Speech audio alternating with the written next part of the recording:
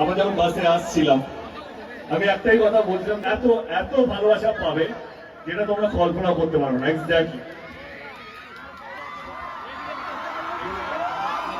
তো আমি আমার টিমকে জিজ্ঞেস করতে চাইছি, অনির্বাণ কেমন লাগছে? অনির্বাণ সামনে এসো ভাই। সুপার সুপার সুপার লাগছে। আমি আমি আগেই বলছিলাম যে এরকম একটা বড় ছবি, যেটাকে বলা হচ্ছে বাংলা বাহুবলী, এত বড় ক্যানভাসে এত মানুষের সামনে কমার্শিয়াল সিনেমা, বড় সিনেমা মানে মানুষের, এই আইডিয়া দেবে যে মানুষের ছবি যদি করতে হয়, মানুষের কথা যদি বলতে হয়, তাহলে মানুষের কাছে গিয়ে বলতে হবে।